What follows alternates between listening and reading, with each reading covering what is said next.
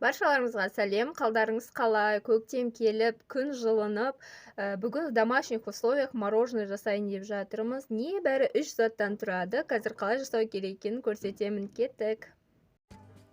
Ал достар, мороженойымызды мына ыдысқа, мискаға жасаймыз. Бүгін мен және менің көмекшім кішкентай балам Айтөреш.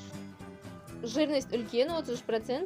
Предназначен для оформления и наполнения тортов, пирожных, напитков, мороженое деп тұр, иә, міне көрініп тұр. Осындай майлылығы жоғары сливкиді аламыз. Мороженыйға сливкидің майлылығы жоғары болуы өте маңызды. Әйтпесе дұрыс мороженое шықпай қалады, иә, достар. Міне ыдысымызға құйып аламыз. Мен тақтап қоймаймын, барлығын бір-ақ жасаймын ғой қазір. Мінекей. Ендігі этап обычный миксермен бірінші скоростьта айландырамыз. Міне достар, бірден қатты скоростьта айналдырмаймыз, жаман болып қалады. Сондықтан бірінші скоростьта ақырын осылай араластырып отырамыз. Менде миксердің скоростына да байланысты, кейбір арзандық миксерлер екінші, үшінші скоростьта тіреуд етеді. Менде сапалы миксер Витек оригинал, сондықтан бірінші скоростьпен айналдырып жатырмын. Айналдыру уақыты где-то 4-5 минут уақыт алады. Достар, бір жақсылап үйреніп алсаңыздар, өте оңай. Бір пачкадан бір семейный пакет мороженое шығады ғой. Осы менің видеода көріп тұрған қызыл табағым полный мороженое болады. Балалар дән риза болып жейді. Алдағы уақыттарда достар, өзімнің каналымда осы пломбирный, ванильный мороженыйымды вафельмен жасап көрсетемін. Жарты килограмм сгущенка болған. Қараңыздар, егер дүкендеріңізде осындай сгущенка болса, міндетті түрде біздің қазақстандық өнім екенін алып қолдауларыңызды сұраймын. 500 грамм сгущенка небәрі 460 теңге тұрады. Ойлаңыздаршы, біздің қазақстандық өнім. Осының вареный сгущенкасы да бар. Міне осылай көрінеді сырты. Өзіміздің қазақстандық дүниелерді қолдап жүрсек, көптеп әрі осындай арзан бағаға шығатын болады. Сгущенкамызды ақырындап қосып, араластырып отыратын боламыз.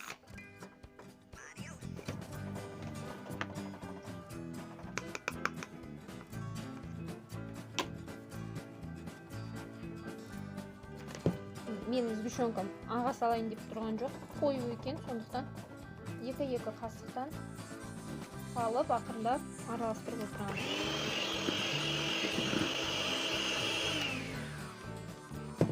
Бірінші скоростьта айналдырып жатырмын.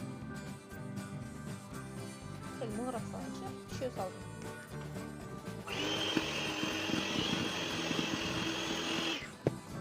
Бұл вареный. Ой, вареный деппін ғой, әне шатасып жатырмын. Сгущенный пломбир мороженое болады ғой.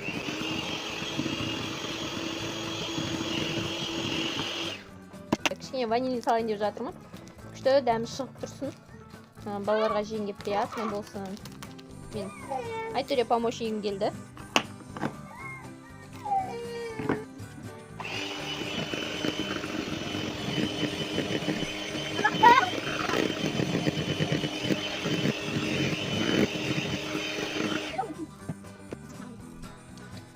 Мен достар, в домашних условиях болғаннан кейін 3 балама осындай 3 ыдысқа салып, қазір қатырып берем мороженое.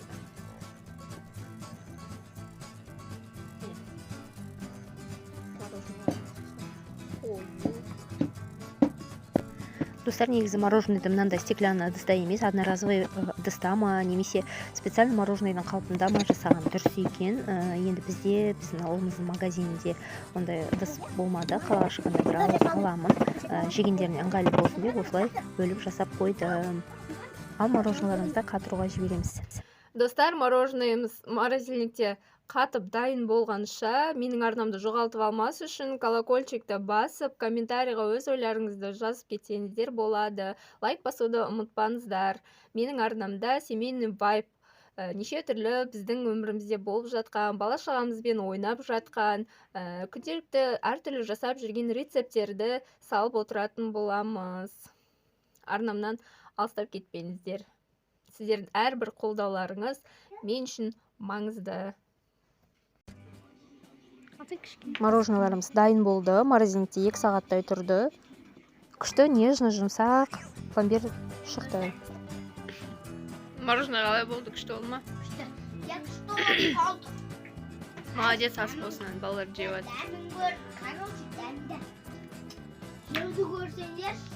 Мороженыйдың ыдысын алу керек екен, иә? Бізге мороженыйдың ыдысын қалпын табаққа салып қойды.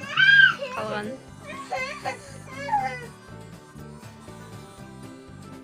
Айтөреде мороженое жегісі келіп жатыр. Саған жетеді, сен өзің нормаңды жедің. Ағасы болсын. Байқап жүріңдер, тамақтарың ауырып қалмасын.